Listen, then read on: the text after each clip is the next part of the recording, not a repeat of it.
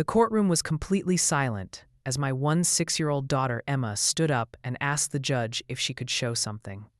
My ex-husband Michael's lawyer immediately objected, saying this wasn't proper procedure, but Emma looked the judge right in the eye and said, "Your Honor, I recorded something that everyone in this room needs to see, especially my father." The judge, a woman in her 50s with kind eyes, looked at Emma and then at me, then nodded. "I'll allow it." Emma pulled out her laptop, connected it to the courtroom's display system, and hit play. What appeared on that screen in the next 5 minutes completely destroyed every lie Michael had told during our entire divorce proceedings. His face went pale. His lawyer started shuffling papers nervously. And me? I finally felt like someone was going to hear the truth. I need to explain how we got to this point. How my marriage of 18 years fell apart. How my husband became someone I didn't recognize. And how my teenage daughter became the one person brave enough to expose the truth when everyone else was ready to believe his lies. Michael and I met when we were both 26 years old. I was working as a nurse at a children's hospital. He was in sales at a pharmaceutical company. We met at a medical conference where his company had a booth. He was charming, funny, good-looking. We hit it off immediately. 6 months later, we were engaged. A year after that, we were married. The first few years were good, really good. We were happy, in love, building a life together. I got pregnant with Emma 2 years into our marriage. Michael was excited to be a dad. He came to every ultrasound, read parenting books, helped set up the nursery. When Emma was born, he cried, holding her for the first time. "She's perfect," he whispered. "We made something perfect. And for a while, we were a perfect little family." Michael worked hard, got promoted a few times, started making really good money. I went back to work part-time after Emma was born because I loved being a nurse, but also because we needed my income and my health insurance. Michael's job paid well, but the insurance wasn't great. Mine covered our whole family with better benefits. We bought a house when Emma was 3. Nothing crazy fancy, just a nice 4-bedroom in a good school district. We had family dinners every night. Took vacations to the beach every summer. Went to Emma's school events and soccer games. From the outside, we looked like the perfect family. Happy marriage, beautiful daughter, nice house, good jobs, the American dream. But things started changing about 5 years ago, when Emma was 11. Michael got a new job at a bigger pharmaceutical company. Bigger salary, bigger title, bigger everything. He was traveling more, working longer hours, always on his phone. I understood. New job, lots of pressure. He was trying to prove himself. I supported him. Then he started going out more after work. Drinks with clients, he said. Networking events, business dinners. He'd come home at 9, 10, sometimes 11 at night. On weekends, he'd play golf with colleagues. He joined a gym and started going every morning before work. He bought new clothes, expensive ones. Started using hair gel and cologne. I noticed all of this, but I didn't think too much of it at first. He was successful, he was confident, he was taking care of himself. Those seemed like good things. But then he started being distant with me. We'd go days without really talking. Weeks without being intimate. When I tried to bring it up, he'd say he was stressed from work, that I was being needy, that I should be happy he was doing well in his career instead of complaining. So I stopped complaining. I focused on Emma, on my job, on keeping our household running. I told myself this was just a phase, that things would get better when the stress of his new job died down. But things didn't get better, they got worse. Michael started being critical of everything I did. The house wasn't clean enough. Dinner wasn't good enough. I wasn't taking care of myself. I'd gained weight. I didn't dress nice anymore. According to him, I'd let myself go and become boring. "You're not the woman I married," he said one night after I asked him to spend more time at home. "You used to be fun. Now you're just a nag who complains all the time." That hurt, really hurt. but I tried harder. I started working out, lost 15 pounds, bought new clothes, made an effort to do my hair and makeup even on days I was exhausted from a 12-hour shift at the hospital. I planned date nights, tried to be more spontaneous, more fun, more of whatever Michael seemed to want me to be, but it was never enough. No matter what I did, Michael always found something to criticize, and he started doing it in front of Emma. "Your mom forgot to pick up my dry cleaning again," he'd say at dinner, shaking his head like I was incompetent. "I don't know how she manages to remember anything." Or, "Your mom really should lose more weight. She's not setting a good example for you, Emma." Or, "Your mom's cooking used to be better. I guess she's too tired from work to put in effort anymore." Emma, who was 12 and 13 during this time, would sit there looking uncomfortable. Sometimes she'd defend me. "Mom works really hard, Dad, and her cooking is fine." But Michael would just wave her off. "You don't understand, sweetheart. When you're married someday, you'll understand that you have to keep trying for your spouse." I should have left him then, when he started putting me down in front of our daughter. But I didn't. I made excuses. "He's stressed. He doesn't mean it. It's just the pressure from work. Things will get better." They didn't get better. About 3 years ago, when Emma was 13, I found texts on Michael's phone. I wasn't snooping, not really. His phone buzzed while he was in the shower, and I picked it up to bring it to him. The text preview showed on the screen. "Can't wait to see you tonight. I miss you already." With a heart emoji. From someone named Jessica. My hands were shaking. I opened the phone. Michael's password was Emma's birthday, same as it had always been. And there, in his messages, was an entire conversation with this Jessica person. Flirty messages, sexual messages, plans to meet up. It had been going on for months. I confronted him when he got out of the shower, showed him the messages, asked him who Jessica was. He didn't even try to deny it at first. "She's someone from work." "It's not what you think." "It's exactly what I think," I said, my voice shaking. "You're cheating on me." "I'm not cheating," he said, and his voice was so calm, it was scary. "We're just friends. We text sometimes. There's nothing physical." "These messages are sexual, Michael. You're planning to meet up with her tonight. How is that just friends?" "You're overreacting," he said, taking his phone back. "You're being paranoid and jealous. This is exactly why I don't want to spend time with you. You're always accusing me of something." He turned it around on me. Made me feel like I was the problem for being upset about finding sexual texts to another woman on his phone. And like an idiot, I believed him. Or at least, I wanted to believe him so badly that I convinced myself he was telling the truth. "If it's nothing, then delete her number," I said. "Stop texting her." "Fine," he said. "If it'll make you stop being crazy, I'll delete it."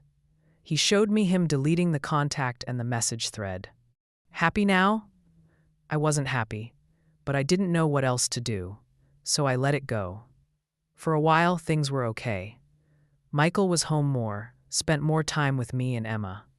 I thought maybe the confrontation had scared him, made him realize what he had to lose. I thought maybe we were going to be okay, but I was wrong. About 6 months after I found those texts, Michael's behavior changed again. More late nights, more business trips, more time at the gym. And this time, he was careful. His phone was password protected with a code I didn't know. He took it everywhere with him, even to the bathroom. He signed out of his email and social media on our shared computer. I knew something was going on, but I couldn't prove it. And every time I brought it up, Michael would gaslight me. "You're paranoid. You're still hung up on that Jessica thing from months ago. I'm working hard to provide for this family, and you're accusing me of cheating. Do you know how that makes me feel?" So again, I backed off. I focused on Emma, who was starting high school and dealing with all the stress that comes with that. I focused on my patients at work, on being the best nurse I could be. I tried not to think about the fact that my husband was essentially a stranger who happened to live in my house. Then, about a year and a half ago, Emma came to me with something. It was late on a Saturday night. Michael was supposedly playing poker with friends. Emma knocked on my bedroom door and came in looking upset. "Mom, can I talk to you?" "Of course, honey. What's wrong?" She sat on my bed and wouldn't look at me. "I saw something today. Something about Dad." My stomach dropped. "What did you see?" "I was at the mall with my friends. We were getting food at the food court. And I saw Dad. He was with a woman. They were holding hands and kissing. I felt like I'd been punched." "Are you sure it was him?" "Mom, I'm sure. It was definitely Dad. I wanted to go say something, but my friends pulled me away. They said I should tell you instead." "Did he see you?" "I don't think so. They were pretty focused on each other." Emma started crying. "I'm sorry, Mom. I didn't want to believe it either." I pulled her into a hug while my mind raced. He was cheating. Actually, physically cheating, probably had been for a while. All those late nights, all those business trips, all the defensiveness when I asked questions. It was all real. "Thank you for telling me," I said to Emma. "I know that was hard." "What are you going to do?" she asked. "I don't know yet," I admitted. "But don't worry about it, okay? This is between me and your dad. You focus on school and your friends and being a teenager. Let me handle this." But I didn't handle it, not right away, because the next day, Michael came home and acted like everything was normal. Made breakfast, asked Emma about her homework, kissed me on the cheek, like he hadn't been at the mall the day before kissing another woman. And I didn't say anything. I told myself I needed proof. Emma, seeing him wasn't enough. He'd just deny it, say Emma was mistaken, turn it around on me somehow. I needed real proof. So I did what I should have done months earlier. I hired a private investigator. Her name was Linda. She'd been recommended by a divorce lawyer I'd consulted with. Yes, I'd already talked to a divorce lawyer. At that point, I knew the marriage was over. I just needed to figure out how to protect myself and Emma. Linda was expensive, but she was good. Within 2 weeks, she had everything. Photos of Michael with his girlfriend, a 29-year-old sales rep named Brooke, who worked for a competitor company. They'd met at a conference a year ago. They'd been seeing each other ever since. He took her on trips, told me he was traveling for work. He took her to nice restaurants, told me he was having business dinners. He'd even taken her to our vacation house at the lake, the one we'd bought as a family, the one where we'd spent summers with Emma. Linda's report was thorough. Times, dates, locations, everything. She had credit card receipts showing expensive gifts he'd bought Brooke, hotel reservations, plane tickets. He'd spent tens of thousands of dollars on this affair. Our money. Money that should have been going to our savings, to Emma's college fund, to our future. I read through that report and felt numb. 18 years of marriage, a daughter we'd raised together, a life we'd built, and he'd thrown it all away for a 29-year-old he'd known for a year. I made copies of everything, saved it all to a cloud account he couldn't access. Then I went to see the divorce lawyer again. "I want to file for divorce," I told her. "And I want full custody of Emma." The lawyer, whose name was Patricia, looked through Linda's report.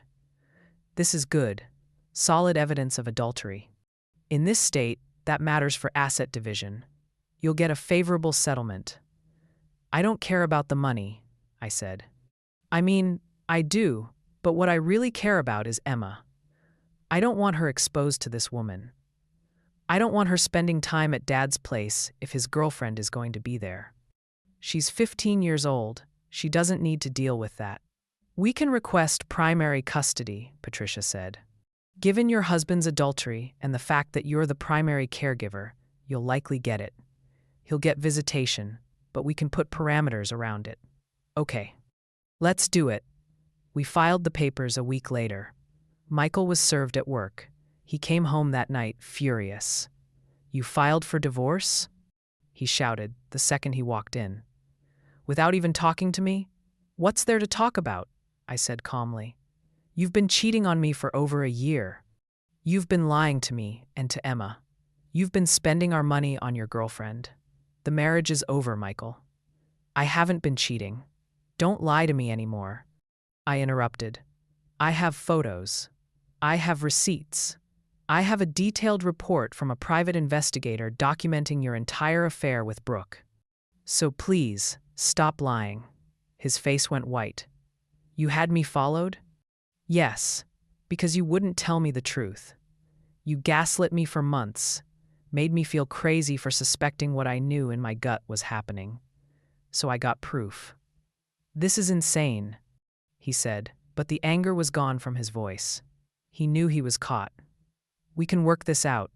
We can go to counseling. I don't want to work it out, I said. I'm done, Michael. I've been done for a long time. I just needed proof before I could leave. He stared at me for a long moment. Then his expression changed. Got hard. You're not taking Emma from me. I'm not taking her from you. I'm filing for primary custody because I'm her primary caregiver and because you're in an active affair. You'll still get visitation. This is bullshit, he said. You can't keep my daughter from me. I'm not keeping her from you. I'm protecting her from having to deal with your girlfriend and your lies. He left that night, moved in with Brooke, according to Emma, who'd heard him on the phone making plans. He didn't even try to hide it anymore once he was caught. The next few months were awful. Michael hired an aggressive lawyer who immediately tried to paint me as a vindictive wife trying to keep a father from his child. They claimed I was alienating Emma from her father, that I was making up lies about the affair, that the private investigator's report was inadmissible. Patricia shut that down fast. We have photos, we have receipts, we have witness testimony. The affair happened. Stop wasting the court's time. But Michael's lawyer kept pushing. They claimed that the affair was irrelevant to custody, that Michael was a good father who deserved equal time with Emma. They demanded a 50-50 custody split. That's when things got really ugly. Because Emma, who was now 16, was old enough to have a say in the custody arrangement. And when the court appointed a guardian ad litem to interview her and get her preference, Emma told them she wanted to live with me full-time. My dad lied to us for years, she told the guardian. He cheated on my mom. He brought his girlfriend to our family vacation house. He doesn't care about me or mom. He only cares about himself. Michael was furious when he found out what Emma said. He called the house screaming about how I'd poisoned Emma against him, how I'd turned his own daughter against him, how I was a manipulative liar. Emma overheard that phone call. She grabbed the phone from me. Dad, stop, she said. Mom didn't turn me against you. You did that yourself. I saw you at the mall with Brooke a year before Mom even knew about her. I saw you lying to Mom's face. I saw how you treated her. I saw everything. And I'm old enough to decide that I don't want to be around someone who treats people like that. Michael said something I couldn't hear. Emma's face got red. You want to know why I don't want to spend time with you? She said. Because you're a liar. Because you hurt Mom. Because you act like none of this is your fault. Because even now, you're trying to blame everyone else instead of taking responsibility for what you did. She hung up on him. Then she looked at me with tears in her eyes. I want to show something in court, she said. Something that will make everyone understand what kind of person Dad really is. What are you talking about? I asked. I've been recording things, she said quietly, for a year. Ever since I saw Dad at the mall, I started paying attention to how he acted, what he said, how he treated you, and I recorded some of it. My heart stopped. Emma, what did you record? Everything, she said. Dad lying. Dad being mean to you. Dad on the phone with Brooke, talking about how he was going to hide money so you couldn't get it in the divorce. Dad telling me that you were crazy and I shouldn't believe anything you said. All of it. I have hours of recordings, Mom, and I want to play them in court so everyone knows the truth. I should have told her no. Should have told her that it wasn't appropriate, that she shouldn't be in the middle of this, that she was a kid and shouldn't have to be collecting evidence against her own father.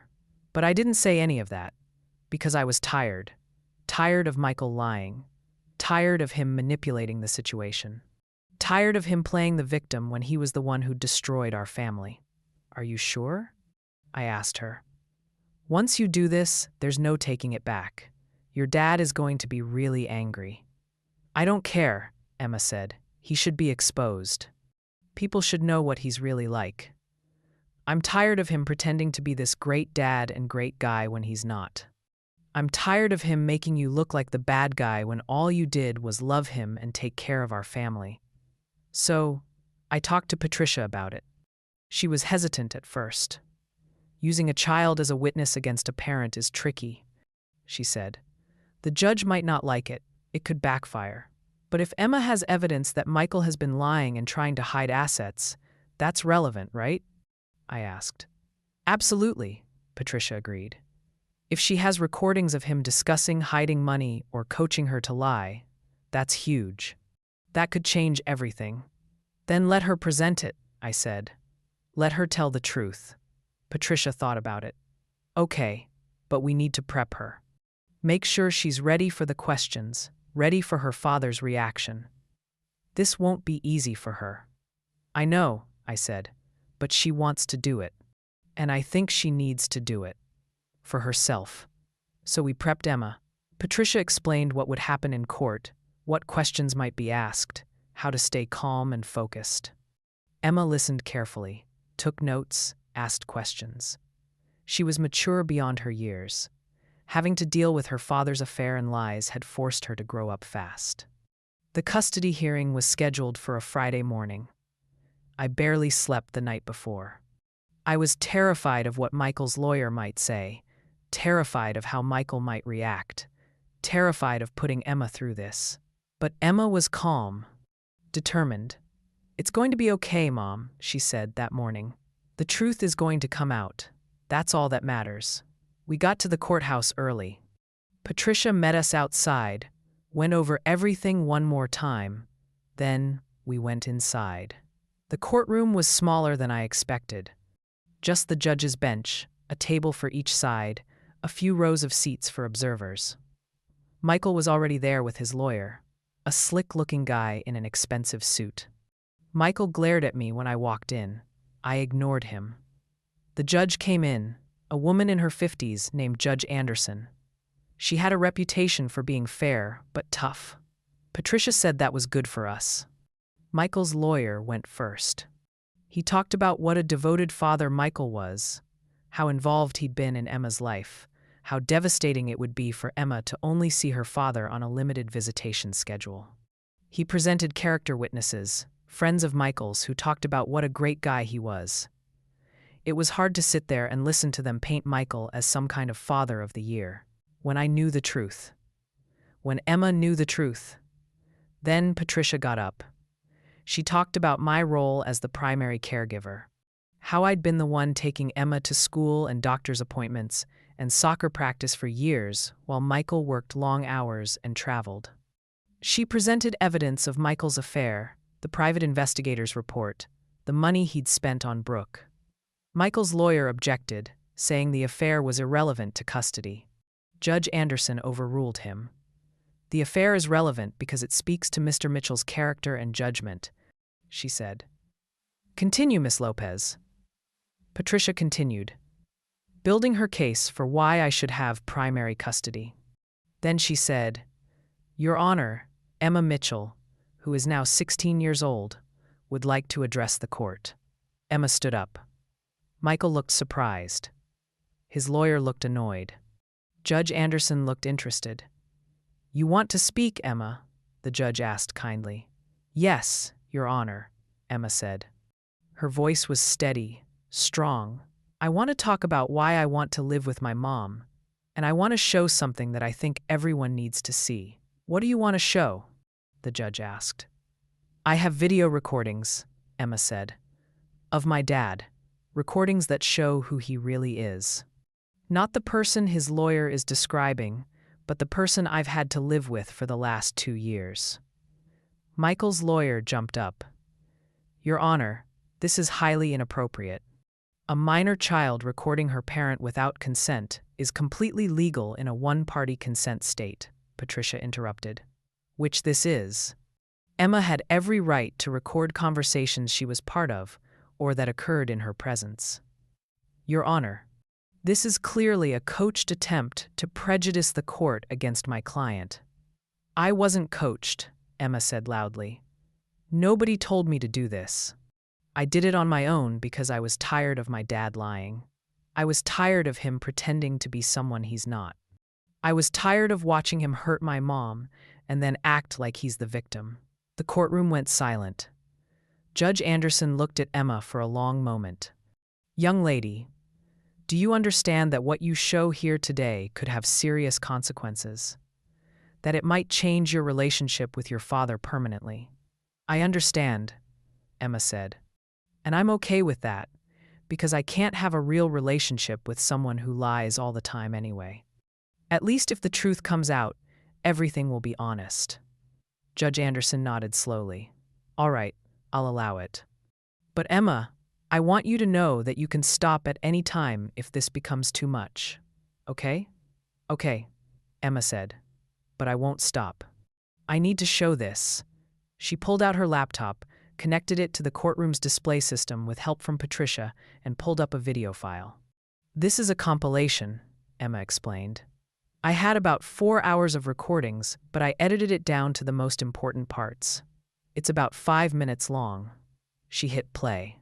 The first clip showed Michael in our kitchen, talking on the phone.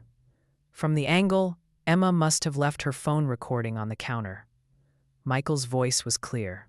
Babe, I know it's frustrating, but we just have to wait until the divorce is final. Then we can be together completely. I'm working on it. My lawyer says we can hide some of the assets in offshore accounts. Sharon won't know. Yeah, she's clueless about finances anyway. She'll take whatever settlement we offer and be grateful for it. Michael's face in the courtroom went pale. His lawyer was frantically writing notes. The second clip showed Michael and Emma in the car. Emma must have been holding her phone in her lap, recording. Dad, why did you cheat on Mom? Emma's voice asked. I didn't cheat, Emma. Your mom and I grew apart. These things happen in marriages.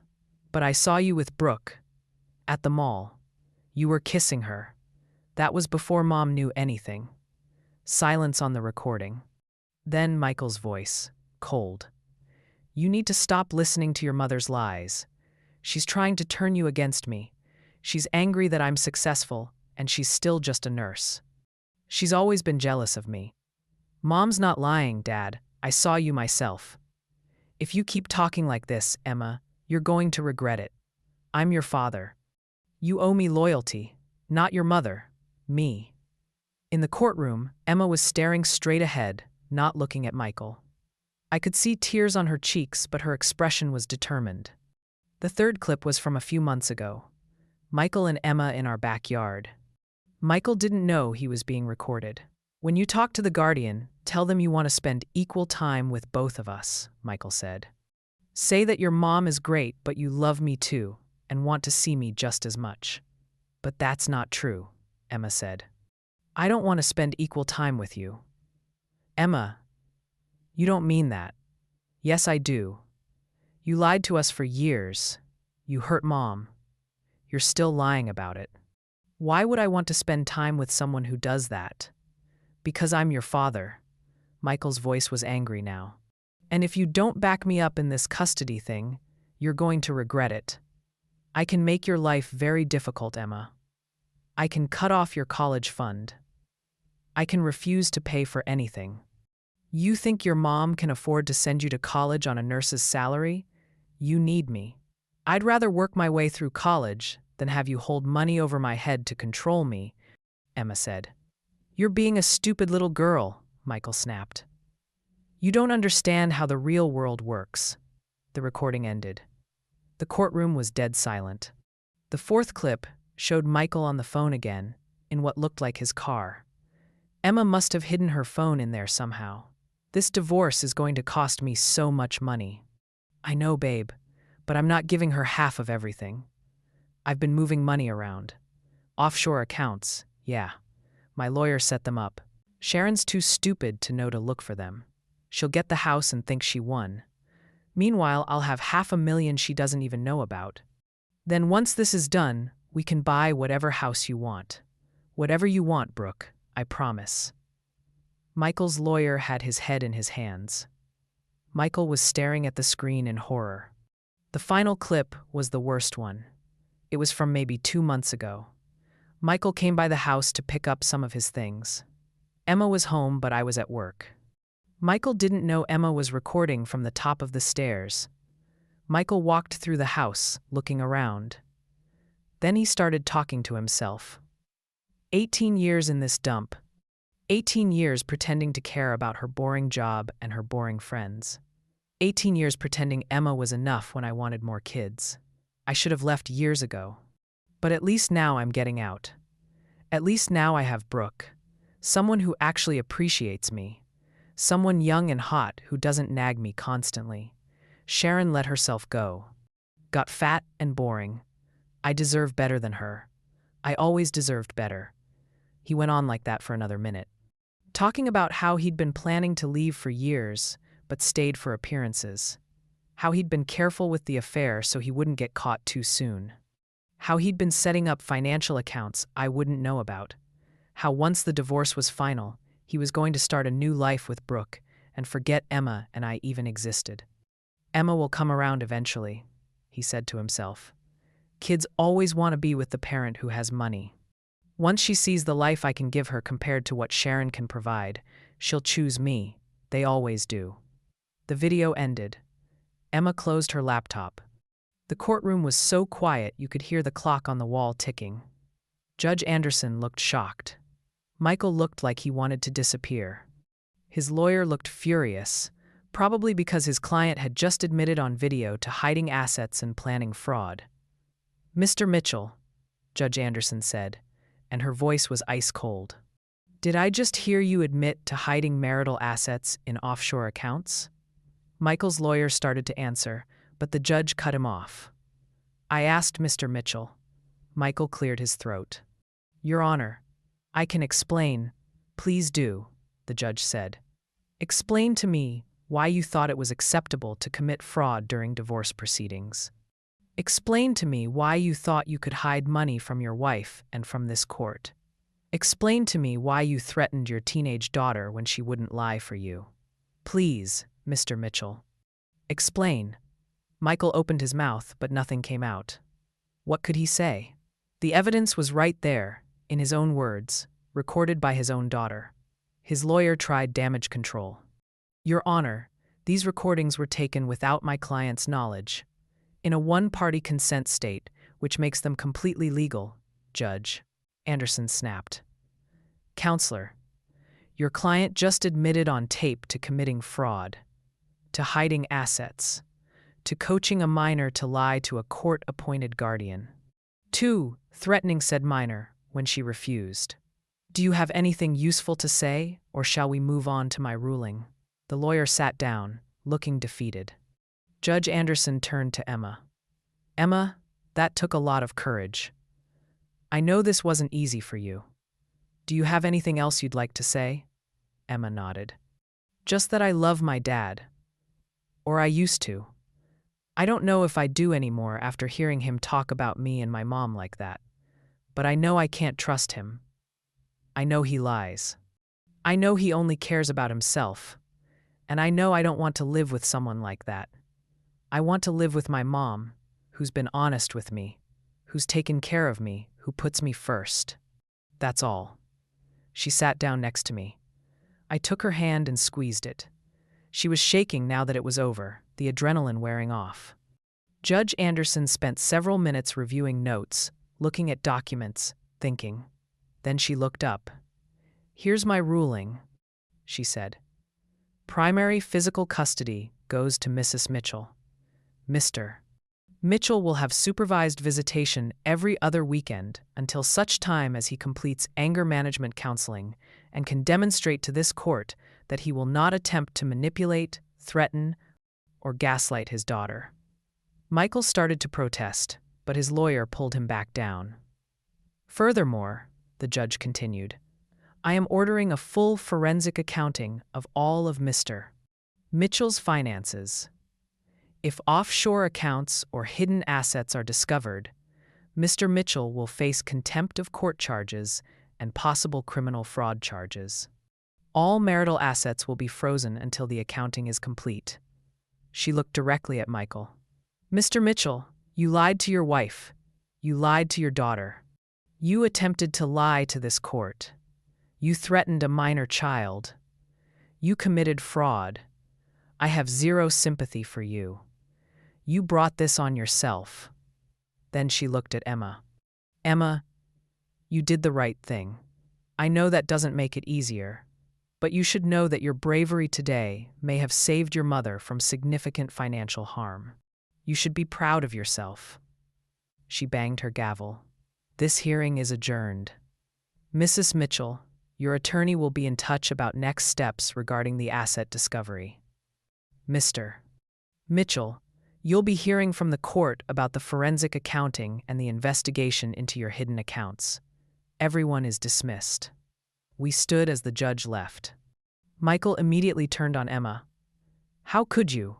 He said, and his voice was full of rage. How could you betray me like that? I didn't betray you, Emma said, her voice shaking but strong. You betrayed us. You betrayed Mom and me and our whole family. I just made sure everyone knew the truth. You ruined my life. Michael shouted. No, Dad, you ruined your own life. You made every single choice that led to this moment. You chose to cheat. You chose to lie. You chose to hide money. You chose to threaten me. I just chose to stop protecting you. Security was approaching, having heard Michael shouting. His lawyer pulled him toward the door. We need to go. Now. Before you make this worse. As they left, Michael turned back one more time. You're going to regret this, Emma. Both of you are going to regret this. The only thing I regret, Emma called after him, is that it took me so long to see who you really are. Then, he was gone.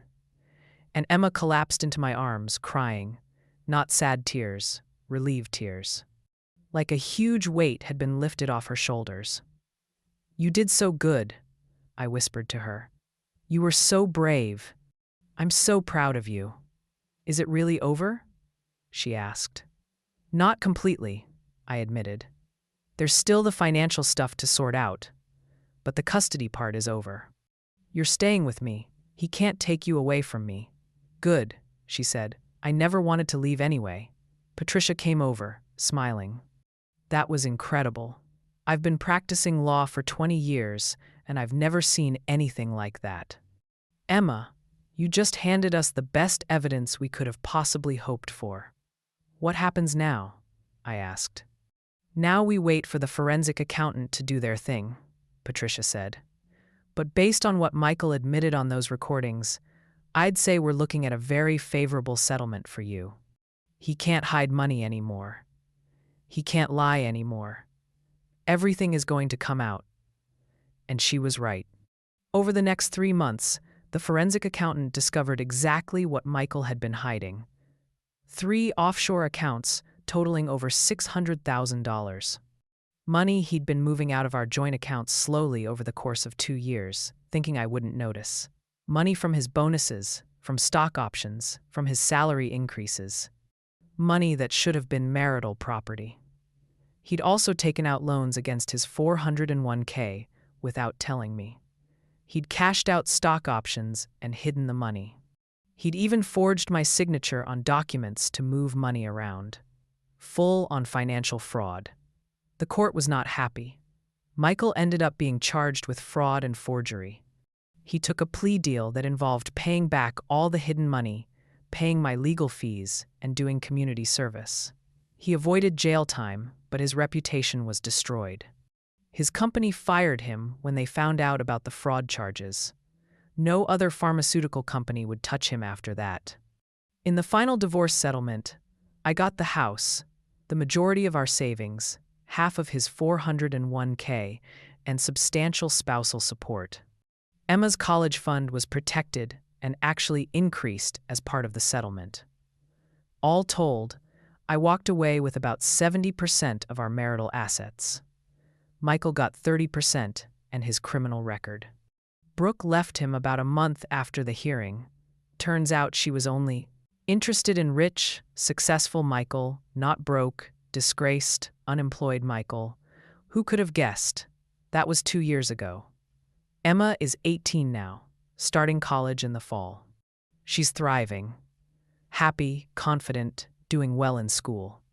She talks to her dad occasionally, supervised visits that she chooses to do. He's been working on himself, supposedly. Going to therapy, working a normal job, trying to rebuild his life. Emma says he apologized to her finally, about 6 months ago. A real apology, taking responsibility for his actions. She's not ready to fully forgive him yet, but she says she appreciates the apology. As for me, I'm doing better than I ever thought possible. The house is peaceful without Michael's constant criticism and lies. My job is going well. I've traveled a little, spent time with friends, rediscovered hobbies I'd abandoned during my marriage. I even dated a little, though nothing serious. Mostly, I've focused on Emma and on healing from 18 years of being married to someone who didn't value me. Looking back, I'm grateful Emma recorded those conversations. I know some people might think it was wrong, that a daughter shouldn't have to expose her father like that. But the truth is, Michael had spent years lying and manipulating. If Emma hadn't brought the truth to light, he would have gotten away with hiding money and committing fraud. He would have continued threatening and gaslighting Emma. He would have kept being rewarded for his bad behavior. Emma stopped that. At 16 years old, she was braver than most adults would be in that situation. She stood up to her father. She told the truth, even though it was hard. She refused to let him victimize us anymore. The video she played in court shocked everyone. The judge, the lawyers, Michael, me. Because it showed who Michael really was when he thought no one was watching. Not the charming, successful businessman he presented to the world, but the liar, the manipulator, the fraud. People ask me sometimes how I missed the signs for so long. How I didn't know he was cheating and lying and hiding money. And the truth is, I did suspect. I knew something was wrong. But I'd been conditioned over years to doubt myself. To believe Michael when he said I was paranoid or crazy. To think that the problem was me, not him. That's what emotional abuse does. It makes you question your own reality. It makes you think you're the problem. And by the time you realize what's happening, you're so deep in it that getting out seems impossible. But I did get out. With Emma's help, with Patricia's help, with the help of the legal system that finally saw through Michael's lies, I got out. And I'm building a better life now. An honest life. A life where I'm valued and respected. Emma and I talk about it sometimes. Late at night when she can't sleep. About how hard it was. About how scared she was when she pressed play on that video. About how she wasn't sure anyone would believe her or care. But they did believe you, I remind her, because you had proof, because you were brave enough to show the truth. I was so scared, she admits. What if the judge had been mad at me for recording Dad? What if she'd said it wasn't allowed? But she didn't, I say, because you did nothing wrong. You protected yourself and me. That's what that recording was. Protection. She nods. I just got so tired of him lying, of him acting like he was this great person when he wasn't, of him hurting you and getting away with it. Someone needed to tell the truth. And that someone was you, I say. You're the hero of this story, Emma, not me. You. She smiles. We're both heroes, Mom. You for being strong enough to leave. Me for being brave enough to tell the truth. We make a good team. She's right. We do make a good team. The divorce is final now. The custody agreement is in place. The money has been divided. Michael is out of our daily lives. We're moving forward, Emma and me, building a future that's honest and healthy and full of possibilities. And it all changed because of 5 minutes of video. 5 minutes where the truth came out and changed everything. Sometimes I think about what would have happened if Emma hadn't recorded those conversations. If she'd just accepted Michael's version of events. If she'd believed his lies about me. If she'd agreed to the 50-50 custody split and spent half her time living with a father who threatened and manipulated her. I think about how much money Michael would have successfully hidden, how much he would have gotten away with stealing, how he would have continued lying to everyone, playing the victim, painting me as the villain. But Emma didn't let that happen. She saw the truth and she shared it, even though it was hard, even though it hurt, even though it meant going against her own father in a very public way. That video she played in court revealed everything.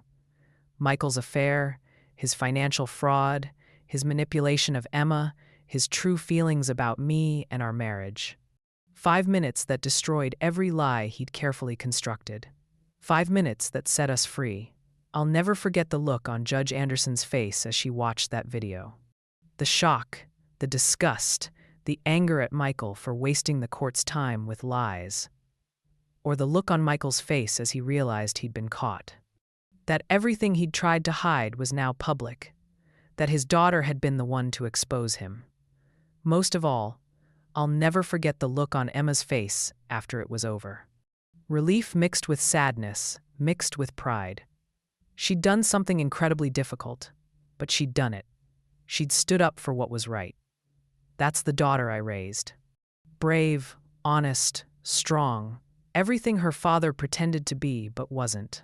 People sometimes ask Emma if she regrets it. If she wishes she hadn't recorded her dad or played that video in court. If she wishes she could have a normal relationship with her father. Her answer is always the same. I don't regret telling the truth.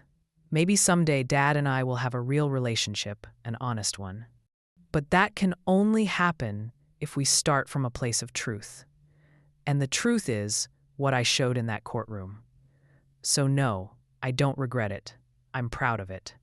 And she should be proud, because at 16 years old, she did what many adults can't do. She stood up to power. She refused to be manipulated. She demanded honesty and integrity. She changed the outcome of our lives with 5 minutes of video. And I'm grateful every single day that she had the courage to press play.